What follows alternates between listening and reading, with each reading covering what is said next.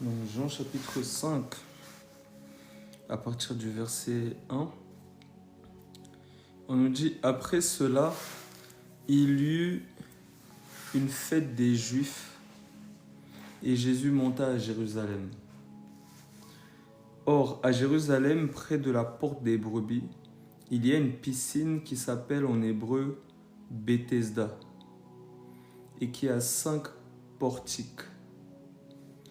Et Bethesda, ça veut dire la maison de la miséricorde.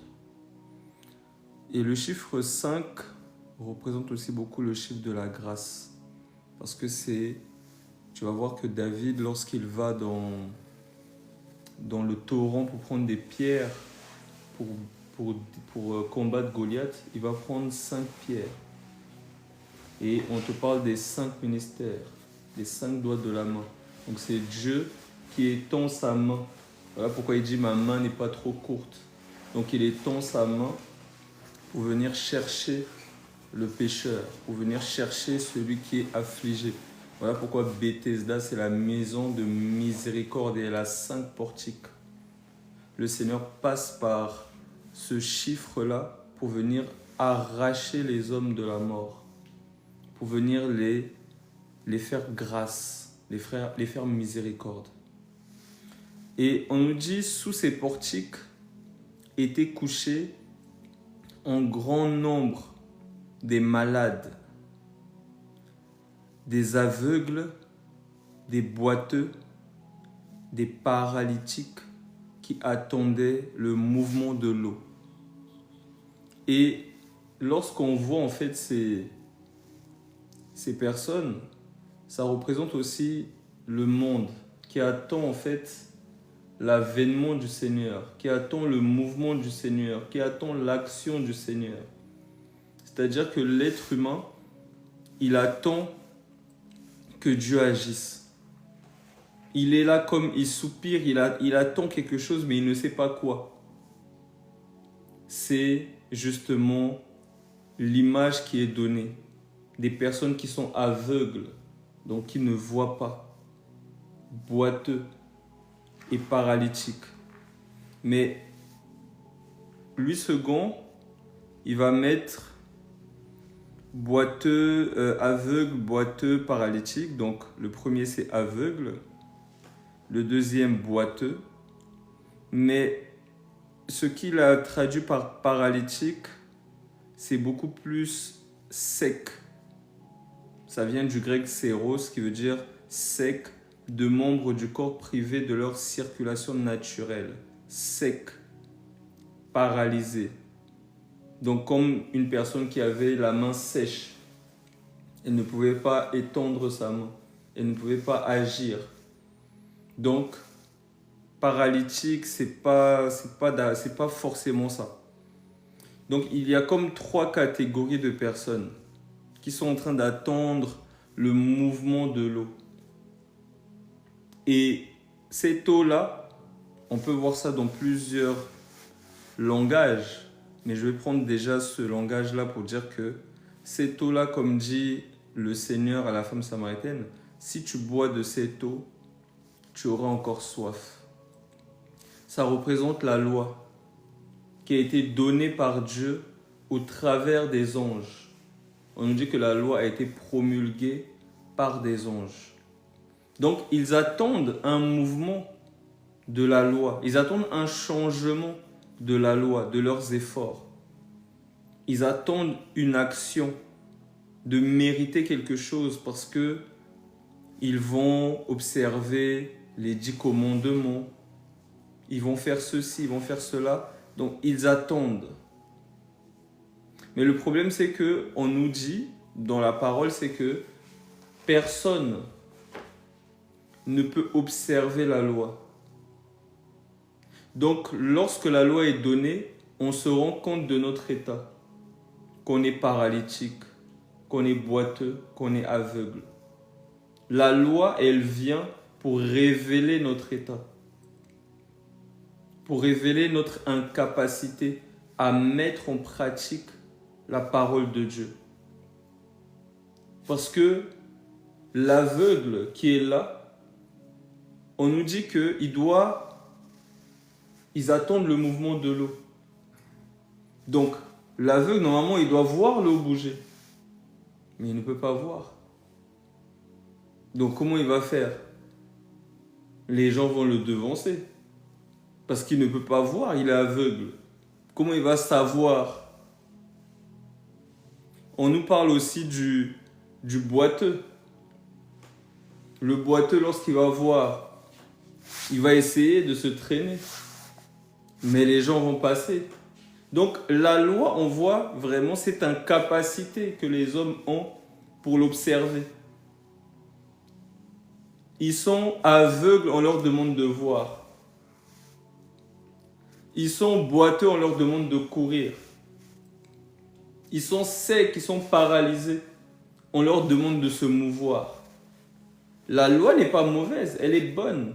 Elle a des exigences divines. Tu ne feras pas ci, tu ne feras pas ça, tu ne feras pas ci, tu ne voleras pas, tu ne tueras pas, tu ne convoiteras pas. Elle a des exigences divines parce que notre Dieu est saint. Il est divin. Mais le problème, c'est que nous sommes aveugles. Nous sommes aveugles, nous sommes boiteux. Donc lorsque la loi vient, normalement, le réflexe de l'homme serait de dire « Ah Seigneur, je suis aveugle, je suis boiteux, je ne suis pas capable de voir le mouvement de l'eau, d'atteindre l'eau, parce que je suis boiteux, d'arriver, de manifester ces choses parce que je suis paralytique. » En fait, la loi doit amener l'homme à se rendre compte de son incapacité afin de demander la grâce, la miséricorde. Seigneur, je n'arrive pas. J'ai besoin de toi. Mais beaucoup d'êtres humains, ils prennent la loi en disant « je peux ». Pourtant, ils sont aveugles, mais ils disent « je peux voir » avec la loi. Ils essaient de tirer une certaine gloire de leurs efforts. Ils essayent, ils se disent que si je fais ça, normalement Dieu va me donner ça. Et lorsque Dieu ne fait pas, ils sont fâchés. Parce qu'ils se disent, mais j'ai fait. Normalement, c'est comme ça que ça doit marcher. Mais Dieu ne fonctionne pas comme ça. Dieu n'est pas dans ça. Comme on en parlait dans la voiture, Dieu, c'est la soustraction. Il t'enlève et tu vas même avoir plus. Mais il veut d'abord enlever. Ensuite, il ajoute en abondance jusqu'à ce que ça déborde même. Mais la loi, elle va directement dans une logique d'addition. 1 plus 1, c'est égal 2. Mais le Seigneur, il vient dans une logique de soustraction. Il t'enlève ton 1. Lorsque, comment il s'appelle, Élie vient voir cette veuve-là qui n'a plus de quoi se nourrir, il lui dit, donne-moi ce que tu as. Il lui reste que ça pour manger, elle et ses enfants. Après, elle va mourir. Lui, il vient et dit, donne-moi ça. C'est la logique de Dieu.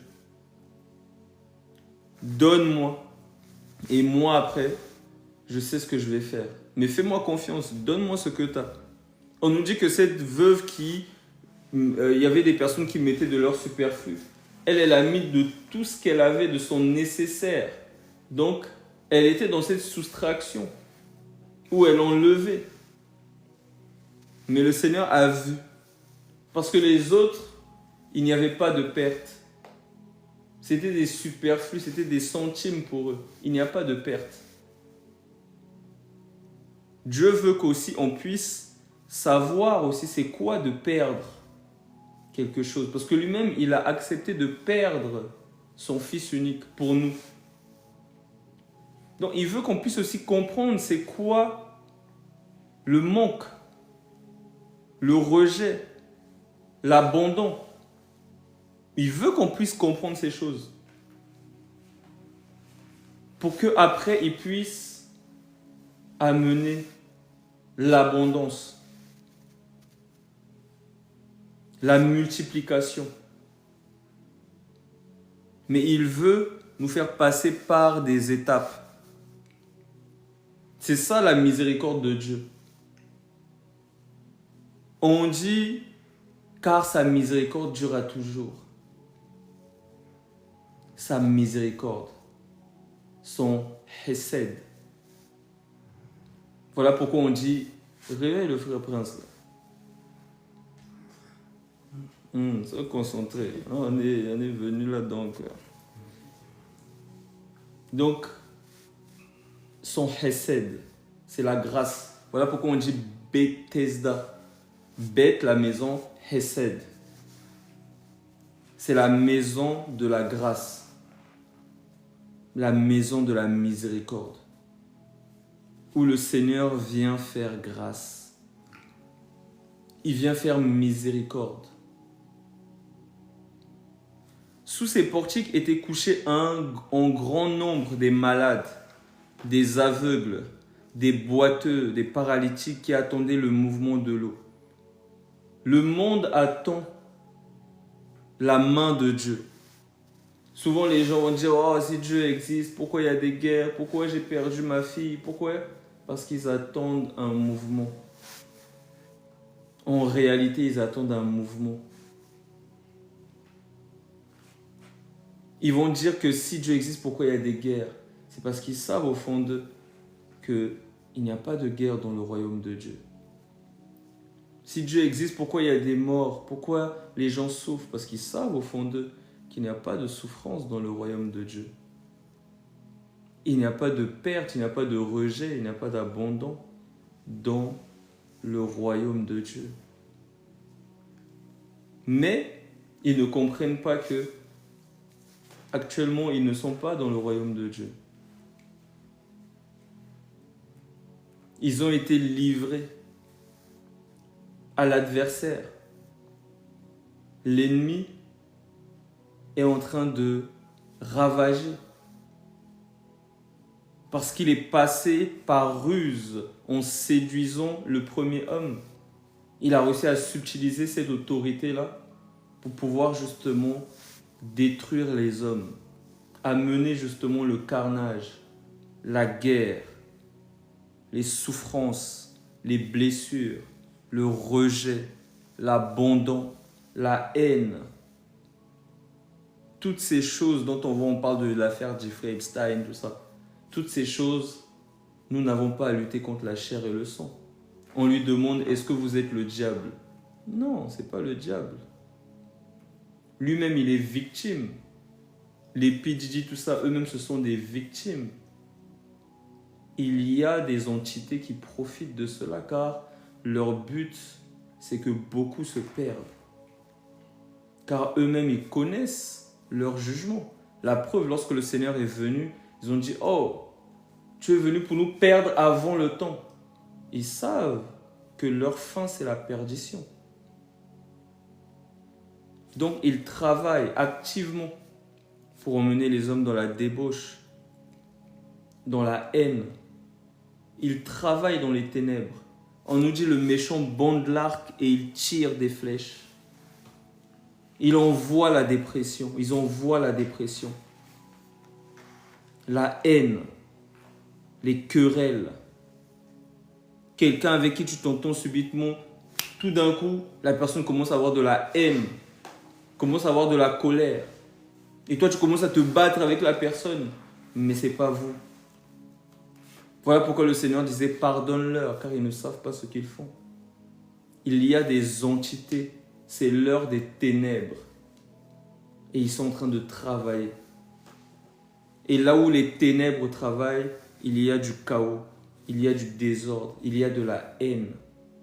On nous dit, il vient pour égorger, voler, détruire, tuer. C'est tout ce qu'il veut. C'est toute leur pensée. C'est de ravager. Les mauvaises herbes, les parasites, les microbes. Parce que la nature, elle-même, elle attend le mouvement de l'eau. On nous dit la nature attend avec un ardent désir la révélation des fils de Dieu. La nature elle-même, elle attend. Parce qu'elle a été soumise à la corruption. Elle a été soumise à la corruption. À la base, il n'y avait pas des plantes pour s'envoyer en l'air, d'aller dans des nirvanas. Il n'y avait pas des plantes pour ça.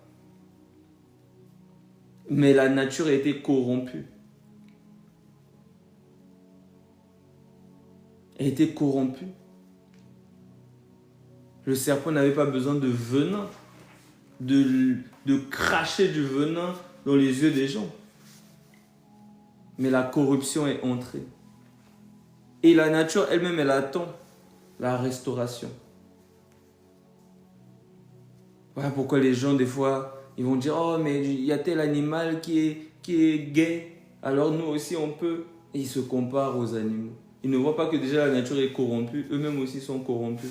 C'est pour ça qu'ils veulent être gays, se marier homme avec homme. Ils vont justifier qu'ils trouvent ça dans la nature. Mais la nature a été corrompue comme vous. Et c'est à cause de ça que le Seigneur veut justement restaurer. Restaurer. Et il commence par restaurer où? Les cœurs. L'Esprit du Seigneur est sur moi, car il m'a oint. Et il m'a oint pourquoi? C'est pour guérir les cœurs brisés. Parce que c'est là le terrain. C'est là que l'ennemi travaille.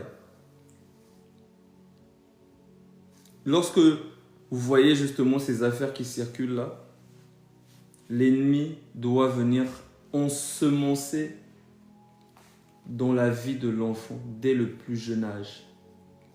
Lui, il prend la parole, il la met à l'envers. On a dit, laissez venir à moi les petits enfants. Alors l'ennemi aussi dit, laissez venir à moi les petits enfants. Et comment on amène un petit enfant à Jésus? C'est en lui manifestant l'amour, en lui parlant de la parole, en lui parlant de Dieu.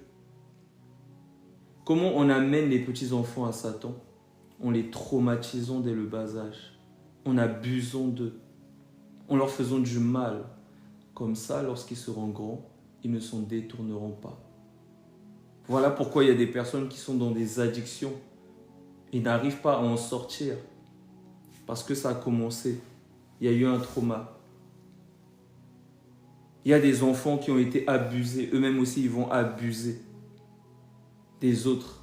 Parce qu'il y a eu un trauma. Quelque chose qui a été enraciné pour qu'ils puissent reproduire le même schéma. Coûte que coûte.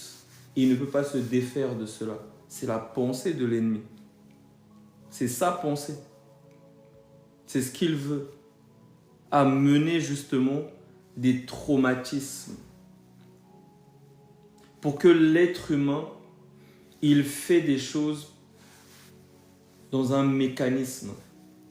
Il ne fait que répéter les mêmes schémas et tomber dans la culpabilité. Mais le Seigneur, lui, il sait cela. Et qu'est-ce qu'il vient? Il vient pour guérir les cœurs brisés. Il ne vient pas pour accuser la femme samaritaine. Il vient pour la restaurer. Il veut qu'elle le fasse confiance. Voilà pourquoi il prend le temps de discuter avec elle, de s'intéresser à elle. Là où il n'est pas permis de parler avec une femme, il vient parler avec elle. Là où il n'est pas permis de parler avec une Samaritaine, il vient parler avec elle. Il y a ce cœur à cœur où Dieu s'intéresse à nous, où Dieu nous connaît par notre prénom. Samuel, Samuel. Adam, Adam, où es-tu? Zachée, descends. Je dois aller chez toi aujourd'hui. Il connaît ses enfants. Et lorsque ces enfants vont être dans une addiction, dans une souffrance liée à leur passé, ils ont tendance à fuir, comme Adam. Lorsqu'il a péché, il est parti se cacher. Mais le Seigneur vient chercher pour dire, je sais pourquoi tu fais ça. Même toi-même, tu ne sais pas le fin fond, mais moi je sais. Alors je ne te rejette pas, je ne t'accuse pas. Mais bien au contraire, je veux te restaurer. Je veux te guérir. Mais approche-toi.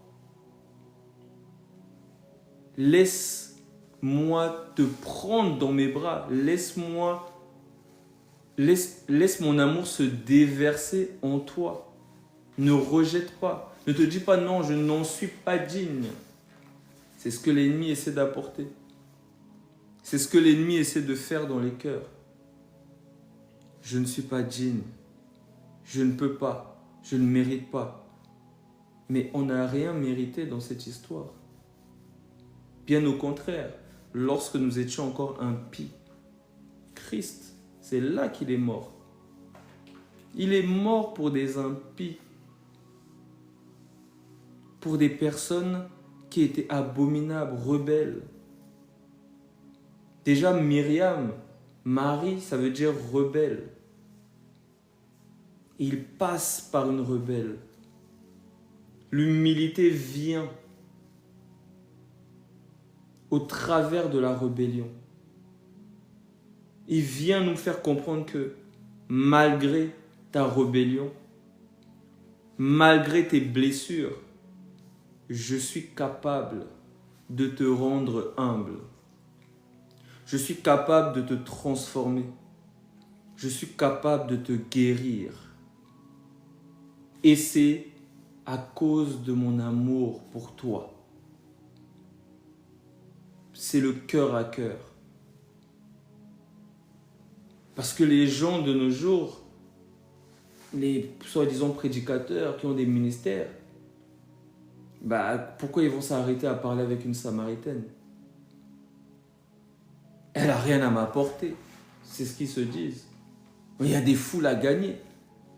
Mais Dieu, c'est le cœur à cœur.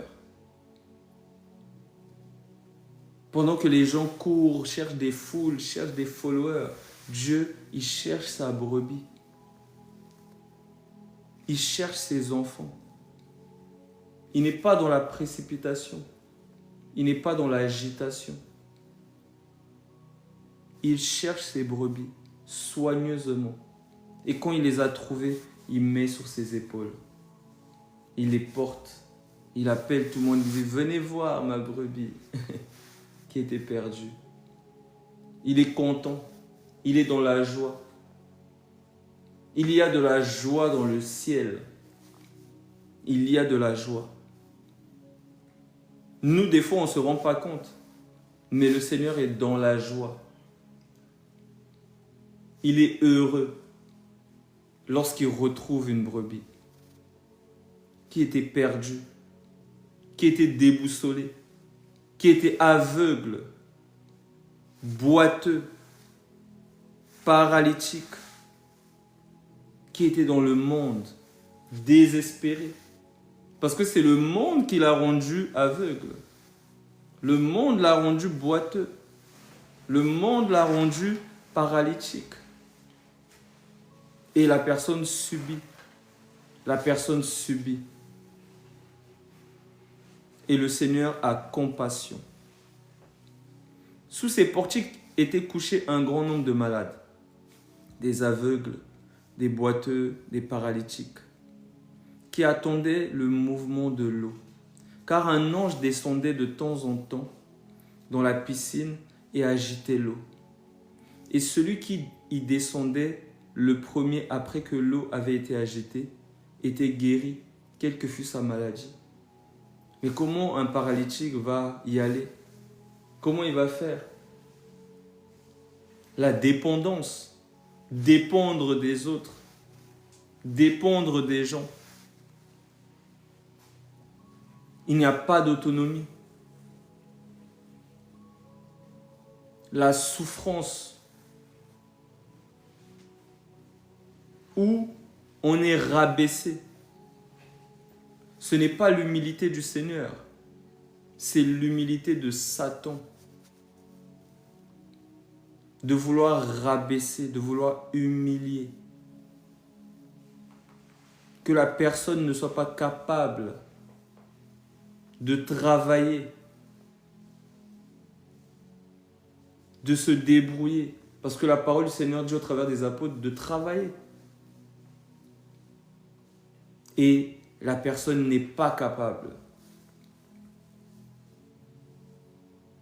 Et l'ennemi de nos âmes, il travaille.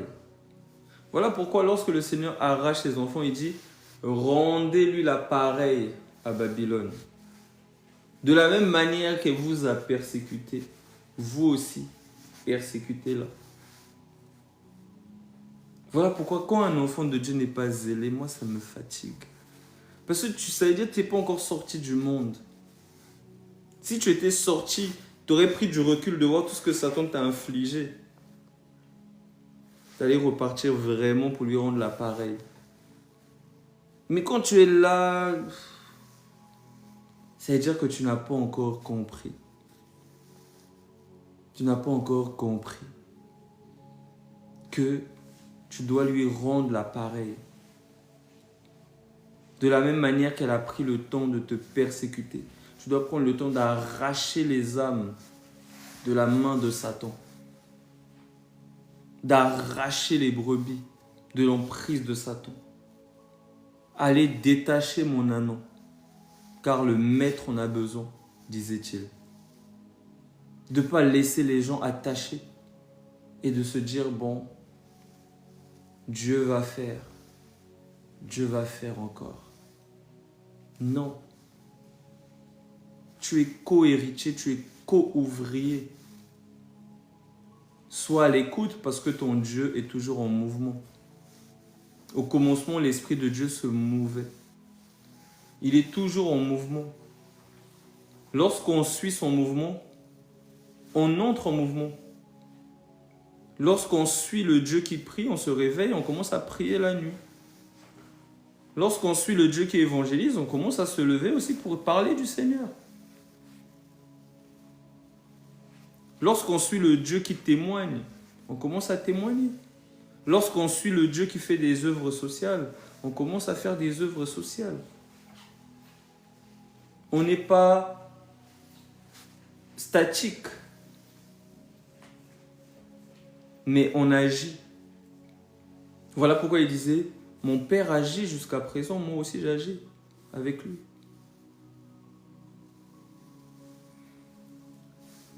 Car un ange descendait de temps en temps dans la piscine et agitait l'eau. Et celui qui y descendait le premier, après que l'eau avait été agitée, était guéri, quelle que fût sa maladie. Là se trouvait un homme malade depuis 38 ans. Il est venu prendre le cas le plus compliqué. Il y avait plein de gens qui souffraient. Il y avait plein de gens, c'était compliqué pour eux. Ils cherchent les cas compliqués. Parce que là où le péché abonde, c'est là où la grâce surabonde. 38 ans. 38 ans. Nous, on ne se rend pas compte, on lit ça comme ça. Mais il faut compter les jours, les mois, les années. 10 ans, c'est déjà trop. 38 ans. Paralysé. Quand il a envie de faire ses besoins, on doit le porter. Il a besoin des gens pendant 38 ans. Et le Seigneur a vu sa misère. Et eux, ils attendaient le mouvement de l'eau. Pendant ce temps, Dieu était au milieu d'eux. Il y a des chrétiens qui attendent que Dieu agisse. Pourtant, Dieu est à côté d'eux. Ils attendent, ils sont là, oh, Seigneur agit. Pourtant, Dieu est à côté d'eux. Beaucoup de chrétiens sont comme ça. Ils attendent. Ils ne savent pas que Dieu est là, au milieu d'eux. Ils ne le voient pas. Pourtant, il est là. Eux, ils sont en train d'attendre autre chose. Il y a des personnes qui cherchent le visa, le voyage, la maison, ceci. Et pourtant, ils ne cherchent pas le Dieu qui donne toutes ces choses en abondance. Ils ne cherchent pas à le connaître. Il est là, il est au milieu d'eux, Emmanuel. Ils ne cherchent pas à le connaître. Pourtant, il est là. Et tous ces malades sont là en train d'attendre le mouvement de l'eau. Et il y a Dieu qui est à côté d'eux. Il ne le gère même pas. Il ne le calcule même pas. L'image vraiment du monde. L'image du monde. Dieu est là. Mais les gens veulent autre chose. Quand tu regardes un peu sur TikTok, les gens qui tirent les cartes, qui donnent des soi-disant prophéties, etc. Oh, les gens sont là, ils attendent le mouvement. Ils attendent, ils sont là, ils sont contents. Dieu, ils n'en veulent pas. Ils veulent qu'on leur dise si Frédéric va la quitter ou pas. Elle, c'est ça qui l'intéresse. Elle ne veut pas connaître son Créateur, celui qui l'a aimé, celui qui l'a façonné, elle et son Frédéric. Il a pris le temps, il a mis une pensée en elle, il a mis des émotions, il a mis des aspirations en elle.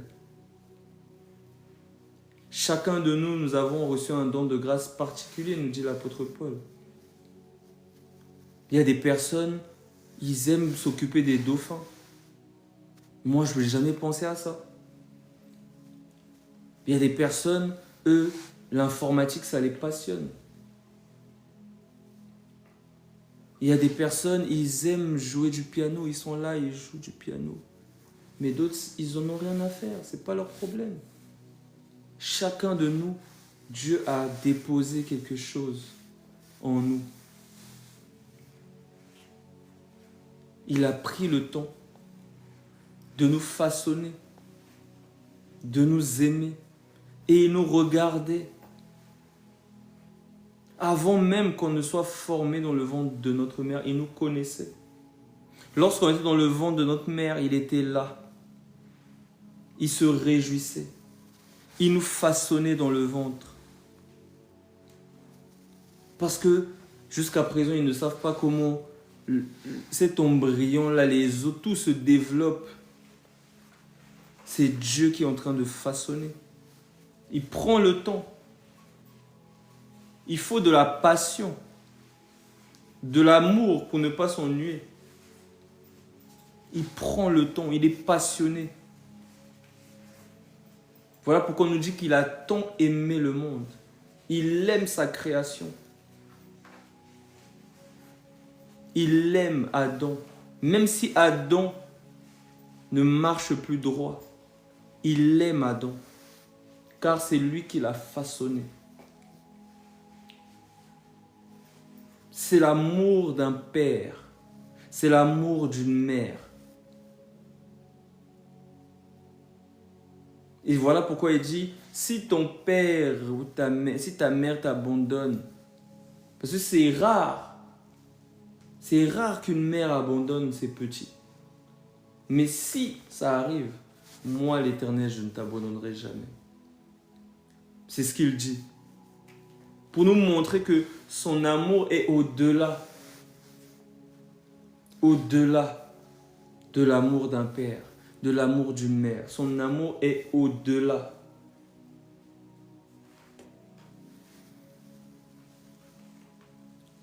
Là se trouvait un homme malade depuis 38 ans. Jésus l'ayant vu couché et sachant qu'il était malade depuis longtemps lui dit, « Veux-tu être guéri ?» Une question très importante. Une question très importante. Parce que ça paraît rien.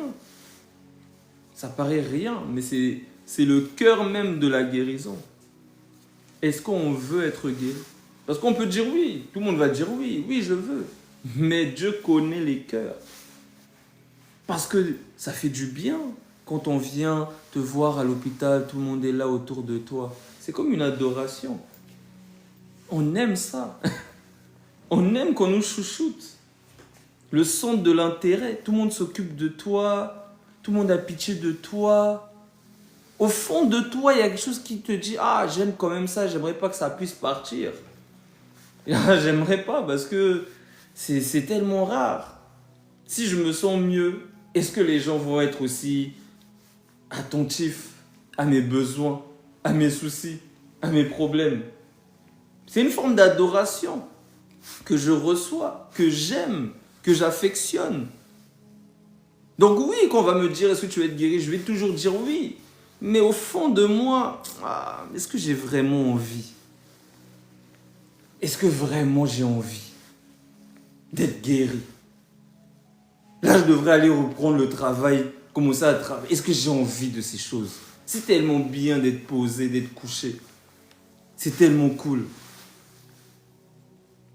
Donc, il pose la question parce qu'il connaît le cœur de l'homme. L'homme peut se plaindre, l'homme peut parler, mais Dieu, il sonde les cœurs. Il sonde les reins. L'homme peut dire, ah, moi ça va pas, ah, je souffre, mais Dieu voit. Ah, moi j'aime être le centre de l'attention. Dieu connaît les cœurs. Dieu sait ce qu'il y a dans le cœur. Voilà pourquoi on nous dit, il ne s'occupait pas de ce que les gens disaient, parce qu'il sait ce qu'il y a dans l'homme. L'être humain est mystérieux. Le cœur de l'homme est tortueux. L'être humain peut te dire que oui, moi j'ai besoin d'amour. Mais tu vas voir que quand elle va avoir quelqu'un qui va l'aimer, elle va dire non, c'est trop parfait, non. Elle va se séparer de la personne. Elle va dire, ah mais moi je brise toujours mes relations, je ne sais pas pourquoi. Dans son cœur, elle dit avec la bouche, elle dit qu'elle cherche l'amour. Dans son cœur, elle dit, je rejette l'amour. Et ça, c'est difficile pour l'homme de discerner ces choses. Pour un psychologue, pour un psychiatre, de discerner ces choses. C'est très difficile. Parce que c'est les choses qui sont cachées. Et les choses cachées sont à l'Éternel. Les choses cachées sont à notre Dieu. Et c'est lui qui sonde les cœurs, les reins. Nicodème vient. Tard dans la nuit. Et il a pris des risques. On allait le voir venir toquer chez Jésus. Il a pris des risques. Il vient toquer. Qu'est-ce qu'il commence par dire? Oh non, toi tu es un grand homme de Dieu, toi. Mais le Seigneur sonde les cœurs et les reins. J'ai besoin d'être sauvé, ça ne va pas dans ma vie. C'est chaud en ce moment. Il vient avec ses flatteries. Ça ne fait rien à l'Éternel. Parce que Dieu sait ce qu'il y a dans le cœur de l'homme. Il veut connaître la nouvelle naissance. Il aimerait être sauvé. Il se rend compte que malgré la foule qui l'acclame, malgré qu'il connaît des textes dans la Torah, il sait au fond de lui que s'il meurt, il va aller en enfer. Il sait au fond de lui qu'il a besoin du salut. Il sait au fond de lui que tout le monde l'adule, mais dans son cœur, lui, il sait que moi-même j'ai besoin d'aide. Et Dieu voit ça. L'Éternel voit cela. Il sonde les cœurs. Il sonde les cœurs. C'est pour ça que moi, souvent, j'écoute, on va dire un peu des fois à demi-mot. Quand quelqu'un va me dire, moi je suis quelqu'un de zélé, moi j'aime vraiment le Seigneur, j'écoute. Mais c'est à demi-mot. Parce que le Seigneur m'a appris à ne pas me fier au discours de l'homme. L'homme peut dire des choses, mais au fond de lui, non.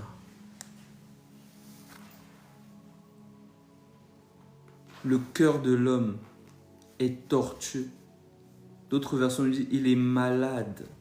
Qui peut le soigner? C'est Yahweh. C'est le Seigneur Jésus-Christ qui guérit les cœurs brisés. C'est lui. C'est pas un homme. C'est lui. Donc, c'est lui que nous devons chercher. C'est lui que nous devons connaître. C'est à lui que nous devons crier. C'est à lui. Parce que Ce n'est pas Pierre qui donne le Saint-Esprit. Si Pierre veut imposer les mains à tout le monde et dire recevez le Saint-Esprit, si Dieu ne veut pas, personne n'aura le Saint-Esprit. Mais les gens voient Pierre. Les gens n'arrêtent pas de dire « Oh, vous voyez, Pierre, quand il marchait, son homme guérissait les malades. » Mais si Dieu ne veut pas que son homme guérisse les malades, son homme ne va pas guérir les malades. Voilà pourquoi j'ai beaucoup aimé un verset, je suis même tombé sur ça tout à l'heure, on nous dit « Dieu faisait des miracles extraordinaires par les mains de Paul. » C'est Dieu qui fait. Si Dieu ne veut pas, il va prier, on va faire. Et il faut que ce soit lui qui travaille. C'est lui qui fait. Voilà pourquoi quand quelqu'un, par exemple, va faire un songe, c'est bien déjà qu'il aille dans le secret, qu'il prie. Qu'il dise, Seigneur, révèle-moi. Même si tu passes au travers de quelqu'un, mais parle-moi. La personne met sa foi en Dieu. C'est pas dès qu'elle a un songe, elle court. Ah, un tel, tu peux me donner l'interprétation. La personne n'a même pas cherché son époux. Ça, c'est juste pour me donner des problèmes. Parce que Dieu est jaloux. Là, je commence à avoir des problèmes, je me réveille avec des migraines.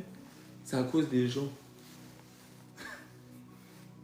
Je me réveille, je commence à avoir des migraines, mal au dos. Mais qu'est-ce qui se passe? C'est parce qu'il y a des gens, au lieu d'aller voir l'Éternel, ils viennent d'abord me voir. Non, allez voir Dieu. Si Dieu dit, si Dieu vous pousse vers moi, il n'y a pas de souci. Mais allez au moins vers votre Dieu.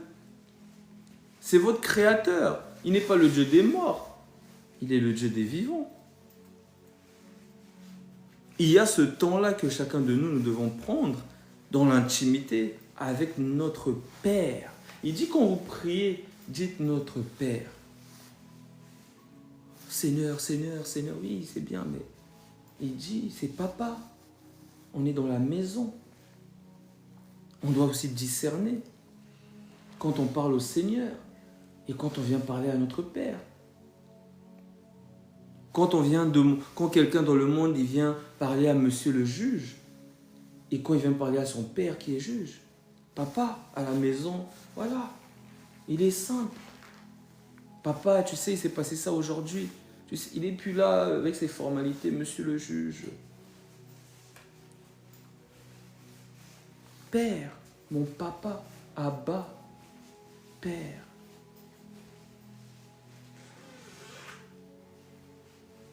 Cette intimité, très important. Car c'est lui qui fait toutes choses. C'est lui qui a envoyé Ananias pour l'apôtre dont tout le monde parle aujourd'hui. Il a envoyé, c'est lui qui a dit à Ananias, vas-y. Sans lui, il n'y a rien. S'il ne dit pas un mot, c'est compliqué. C'est lui qui parle et la chose arrive. C'est lui qui donne un ordre. Même Satan, avant de venir faire ces trucs, il vient demander au moins. Même Satan, il a compris ces choses. Il y a des gens, ils ont moins d'intimité avec Dieu que Satan. Satan a plus d'intimité avec leur père qu'eux-mêmes. C'est chaud. C'est chaud. Le diable, lui, il a compris. Même les démons, envoie-nous dans les pourceaux, s'il te plaît. Ils ont compris. C'est lui qui décide de tout. Toutes choses. Alors si on a besoin, si on a un besoin particulier, c'est à lui. C'est vers lui qu'on doit aller. Premièrement, cherchez premièrement le royaume de Dieu et sa justice. Et en réalité, le royaume, c'est lui-même. Sa justice, c'est lui-même. Il dit, cherchez-moi. Cherchez-moi premièrement. Au lieu d'abord de chercher ceci, la guérison, le miracle, l'argent, le visa, le ceci, le cela. Mais cherchez-moi premièrement. Le reste vous sera donné par-dessus. Mais le plus important, c'est que vous me connaissiez. Car je suis la vie. Je suis la vie éternelle. Cherchez-moi.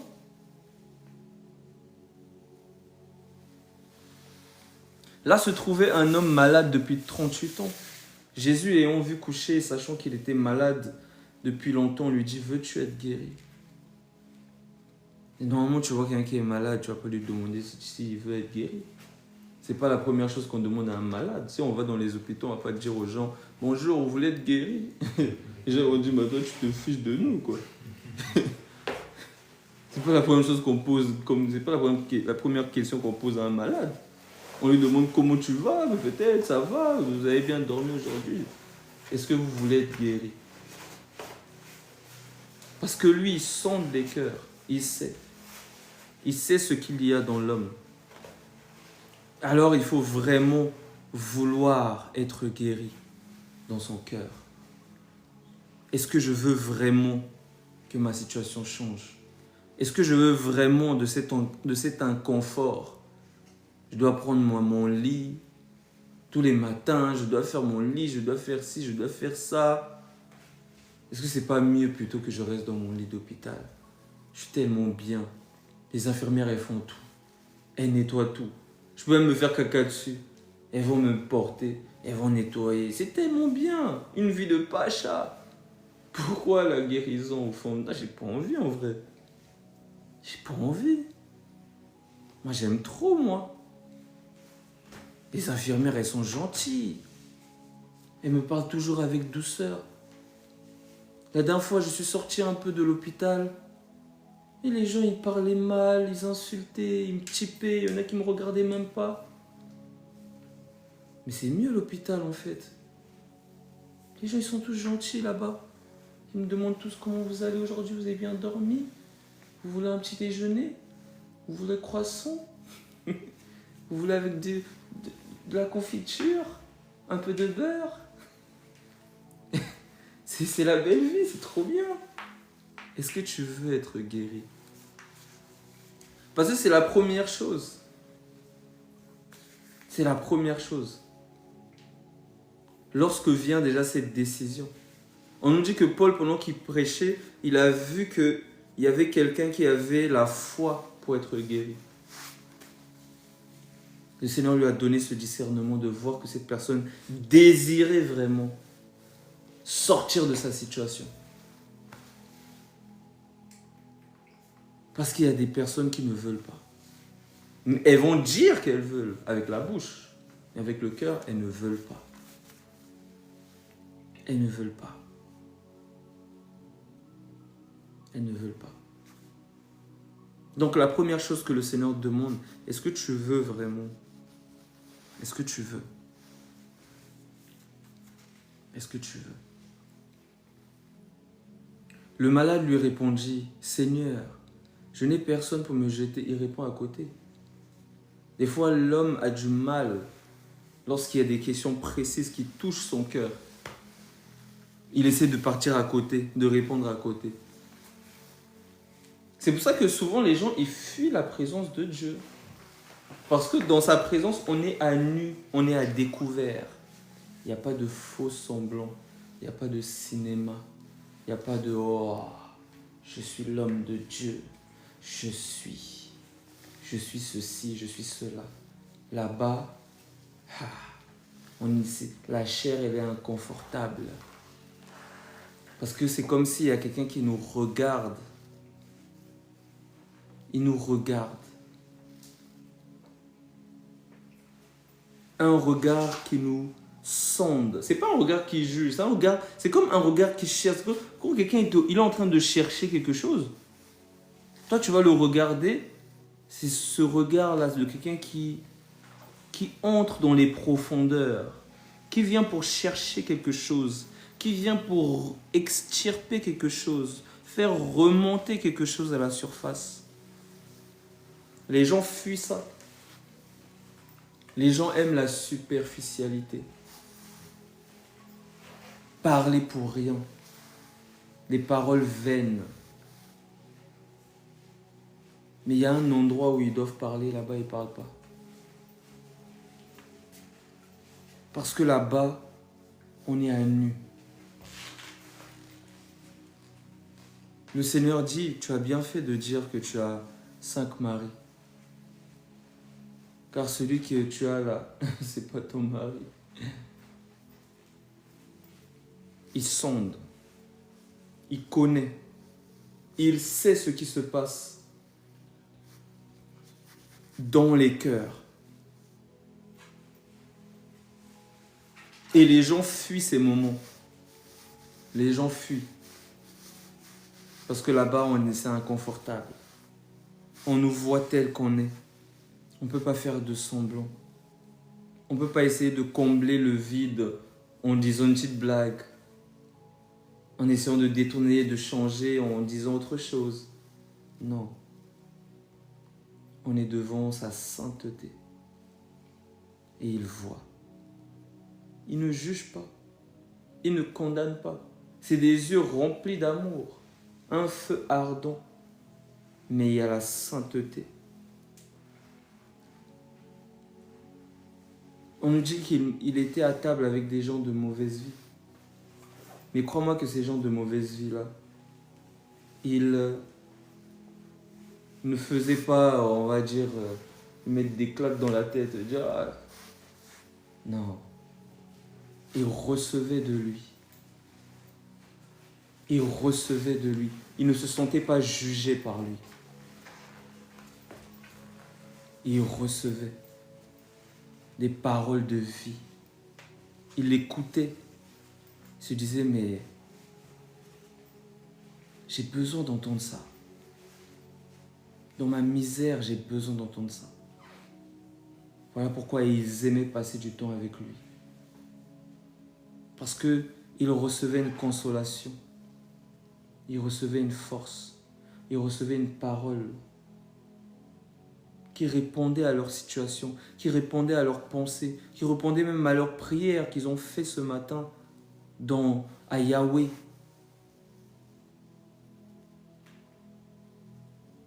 C'était le Seigneur qui répondait, qui parlait, qui leur montrait que oui, je sais, vous avez des mauvaises vies, mais je connais vos cœurs. Je sais que vous désirez sortir de cette situation. Je connais. Il sonde les cœurs et les reins.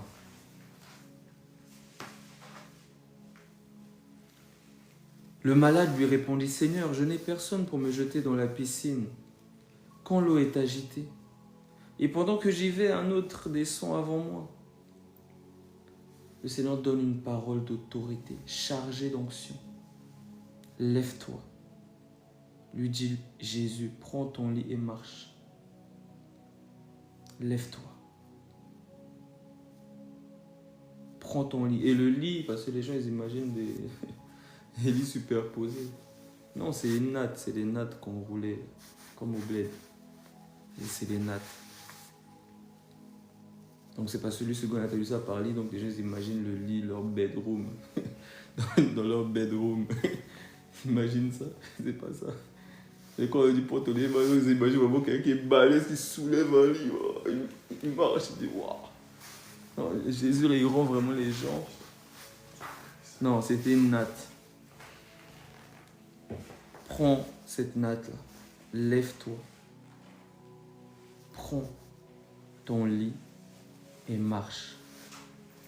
Donc tu roules ta natte. Ma vie, en fait, ça, c'est très fort. L'action qui se fait, parce que tout est aussi dans cette action-là, où tu es en train de replier ton lit. C'est comme c'est fini. C'est fini. Donc, il y a aussi ce désir-là qui grandit dans la personne, de voir vraiment cette natte, de la rouler. Voilà pourquoi des fois, il y a des personnes qui peuvent être accros à la cigarette.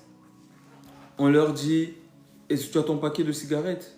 Ben, pose ça là, écrase ça. Parce que, ça coûte cher, hein. Marlboro, oh là là, ça coûte cher.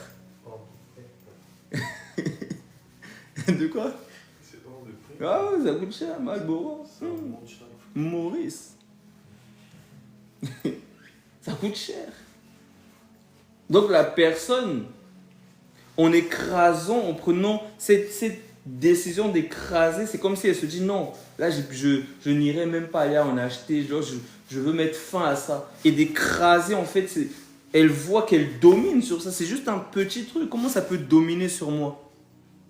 Comment? C'est juste un petit truc. Donc c'est l'homme qui reprend le pouvoir. Parce qu'en réalité, Satan, le pouvoir lui a été arraché de la main du Seigneur. Ce qu'il a volé à Adam, le Seigneur lui a arraché. Et il a donné à l'homme. Il a dit, les portes de l'enfer ne prévaudront point contre mon Église. Donc tous ceux qui croient en Jésus, en réalité, ils dominent. Mais l'ennemi veut leur faire croire le contraire. L'ennemi veut les amener à penser qu'ils c'est des moins que rien. Ils ne sont pas capables. Lui, c'est le père du mensonge. Donc c'est comme ça qu'il va travailler pour garder la personne sous son aile, sous sa soumission. Mais vous connaîtrez la vérité. La vérité, c'est que vous êtes libre.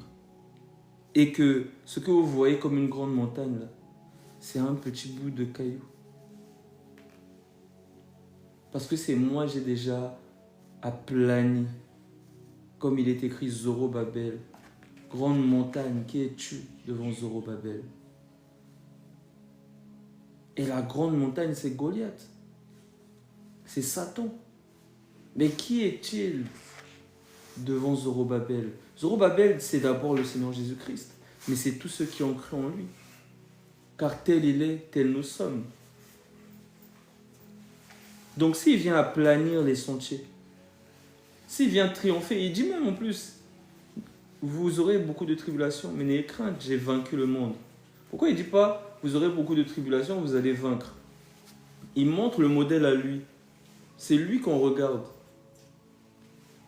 Il a vaincu, donc je peux vaincre. Parce que c'est mon modèle. Parce qu'en le regardant, je suis transformé à son image.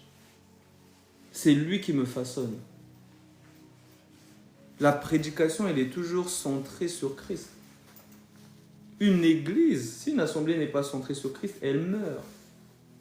Voilà pourquoi les assemblées où l'homme commence à être élevé, le Saint-Esprit se retire. Il tourne le dos, comme il a montré à certaines assemblées.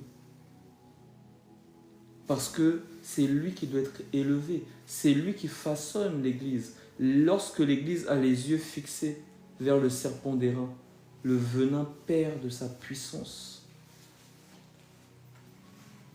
En réalité, mais c'est de l'eau. C'est même pas un venin. C'est Satan qui nous a fait croire qu'il y avait du venin en nous. Mais c'est de l'eau et le corps a besoin d'eau. Donc ça ne me fait rien. Ça ne fait rien. Voilà pourquoi c'est lui que nous prêchons. C'est lui que nous exhortons tout homme. C'est lui. Vous aurez des tribulations, mais n'ayez crainte. J'ai vaincu. Et comme il a vaincu, alors son peuple devient des combattants, des soldats qui vont vaincre. Et c'est même ce qui est dit dans une écriture que je vais prendre.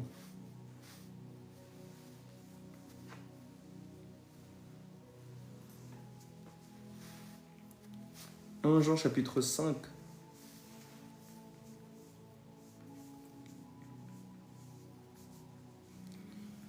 Au verset 3, « Car l'amour de Dieu consiste à garder ses commandements, et ses commandements ne sont pas pénibles. » Pourquoi? Parce que tout ce qui est né de Dieu triomphe du monde. C'est pour ça que ces commandements ne sont pas pénibles. Ce n'est pas parce qu'on est trop fort, mais c'est parce qu'il a triomphé. C'est pour ça que ces commandements ne sont pas pénibles. Voilà pourquoi l'apôtre Paul dit, mais si Christ n'est pas mort, mais votre foi est vaine et vous êtes encore dans vos péchés. S'il n'est pas mort et il n'est pas ressuscité, et votre foi est vaine et vous êtes encore dans vos péchés. C'est parce qu'il a vaincu que vous commencez maintenant à vaincre. Et que vous avez vaincu. Je vous écris, jeunes gens, parce que vous êtes forts et que la parole de Dieu demeure en vous et que vous avez vaincu l'esprit du malin. Mais comment on va vaincre s'il n'est pas ressuscité? Il faut qu'il soit ressuscité. Donc la prédication, elle est toujours tournée vers lui. Elle est toujours centrée vers lui. C'est lui le boss. Tel il est, tel nous sommes. Il est le cep. Nous sommes les sarments. Parce que je vois des prédications sur TikTok des jeunes gens qui sont bien possédés et qui disent que ils ont lu la Bible et ils se sont rendus compte que ce sont des dieux, ils n'ont pas besoin de Jésus. Qu'en gros, Jésus, il est venu comme un modèle. Voilà, il est comme la source, le Père. Mais c'est juste pour nous montrer que nous sommes des dieux. Et si nous sommes soumis à une autre entité au-dessus de nous, on revient en fait dans l'esclavage. Et donc, lorsqu'on se rend compte qu'on est des dieux, en gros, je paraphrase, on s'y disait beaucoup de bêtises.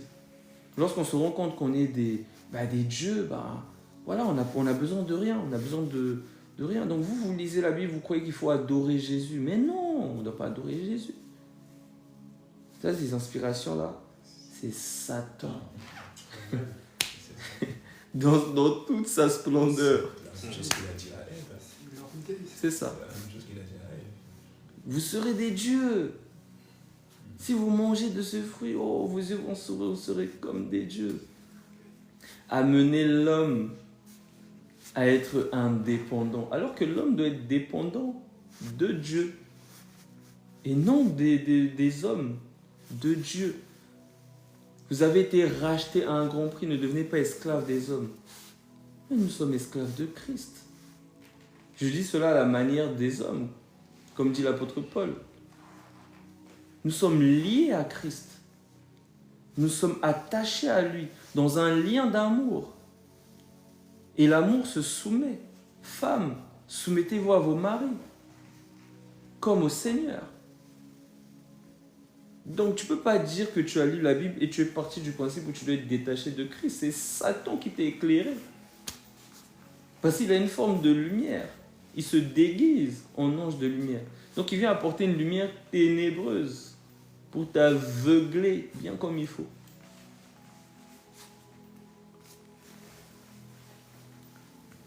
Car, 1 Jean 5, 3, car l'amour de Dieu consiste à garder ses commandements et ses commandements ne sont pas pénibles. Parce que tout ce qui est né de Dieu triomphe du monde.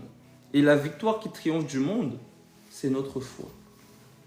La victoire qui triomphe du monde, c'est notre foi. Notre foi en quoi? On la croit. En ce que au Seigneur Jésus-Christ, en ce qu'il a accompli pour nous. Car l'apôtre Paul a dit, je veux que vous reteniez l'évangile tel que je vous l'ai annoncé. C'est que Christ est mort pour nos péchés. Et il est ressuscité. C'est cette foi-là qui nous a franchis. C'est en persévérant dans cette foi que le Seigneur ajoute dans nos vies et fait tomber des chaînes, des barrières, des mensonges, des fausses doctrines, des fausses pensées que l'ennemi avait injectées en nous. Lorsque le Seigneur vient, il te dit que tu es fort. Mais c'est parce qu'il l'a accompli à la croix. Et c'est pour ça que des fois, il y a des personnes qui vont se dire « Ah, mais j'aurais dû connaître le Seigneur depuis longtemps. Satan, il me montait trop. C'était si simple. » Mais que ça ne te séduise pas trop. C'est simple parce qu'il y a quelqu'un qui a souffert. La gratuité ne veut pas dire qu'il n'y a pas un prix. Et il a payé le prix. Et il y a des gens qui disent aussi « Ah, il faut payer le prix. » Moi, j'aime pas trop ce genre de prédication. Il faut payer le prix dans la prière. Quel prix encore on doit payer? C'est quoi vos histoires là? Moi, ça me fatigue. Tout ce qui est les histoires de payer les prix là. Moi, j'aime la gratuité. La gratuité. La grâce. Payer le prix. Il y a quel prix à payer? Oh, les hommes de réveil, ils ont payé le prix, ils ont prié 72 heures. Il dit que c'est grâce à eux que l'Église est tiens. des balivernes. Des balivernes. Des hommes qui eux-mêmes prêchaient la grâce. Même Luther, il a prêché la grâce. Il était bon catholique, hein, bien ancré. Et il avait pour coutume ce qu'on appelait la pénitence, de se flageller, c'est-à-dire de se flageller par la parole, hein, en se disant oh non, c'est pas bien, voilà ce que j'ai fait, tout ça. D'être dur avec soi. De faire pénitence. S'affliger. Et lorsqu'il va lire, il devait faire la révision, lire le Nouveau Testament, et il va lire ça, il va tomber sur ça en grec, et il va tomber sur le juste vivra par la foi. Un boom dans son cœur. Révélation, il n'avait jamais lu les épîtres catholiques. Il n'avait jamais lu les lettres apostoliques. Le juste vit par la foi et non par le fait de payer un prix. Il vit par la foi. C'est par la foi. Je me souviens, il y avait quelqu'un que je connaissais, il a dormi et il a fait un songe où le Seigneur lui a dit « jeûne pendant 4 jours ». Il s'est réveillé, il a jeûné. Toutes ces choses se sont faites par la foi. Et c'est par la foi qu'il a fait ces 4 jours. Mais si il se lève un matin et dit « je vais faire 4 jours », premier jour, j'ai faim, je vais manger. Et il va manger. Parce que le juste vit par la foi et c'est par la foi qu'on fait toutes choses. C'est pas en payant un prix ou je ne sais quoi. Oh, il faut faire 72 heures en langue, il faut faire ça, il faut faire...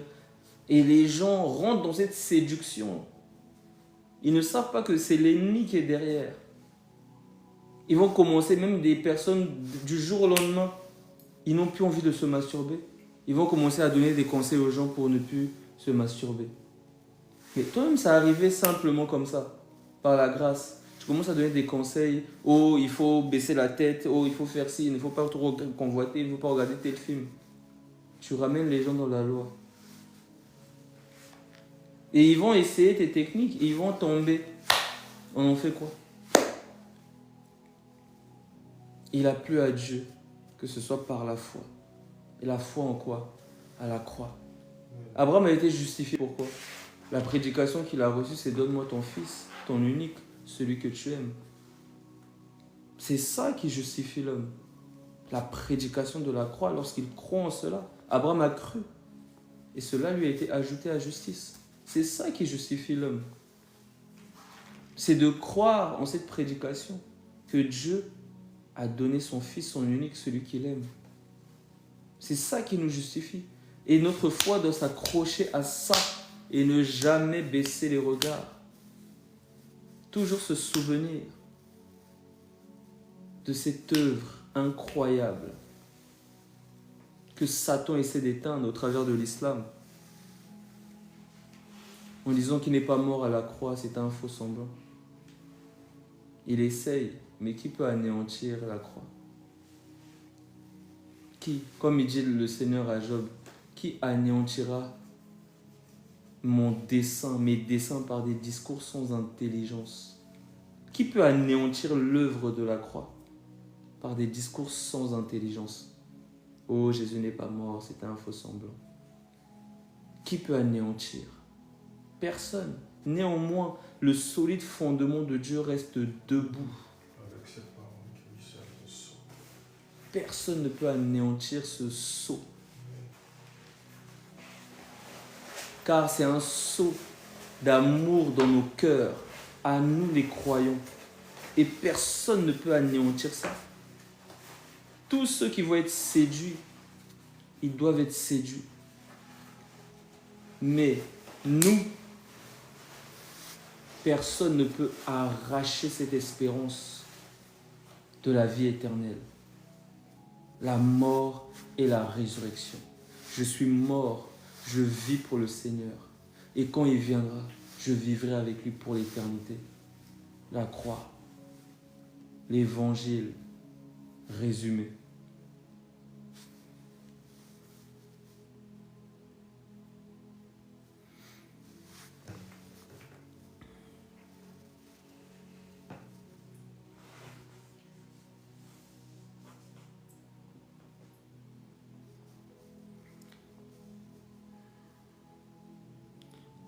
Le Seigneur lui dit, « Lève-toi, dit Jésus, verset 8, Jean 5, 8.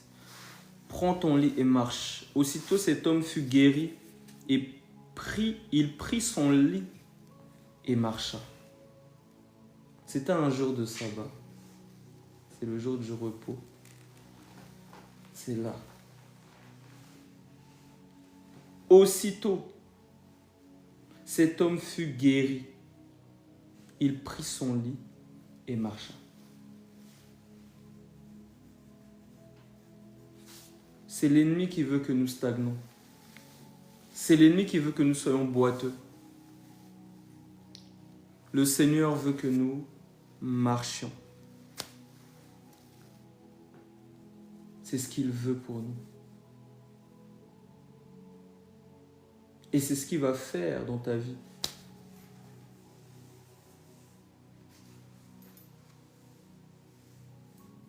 Et je te pose la même question que le Seigneur a posée. Veux-tu être guéri?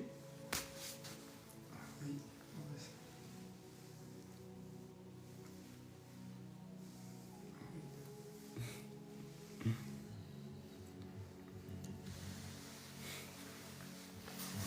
Ah, mon frère, que le Seigneur soit béni.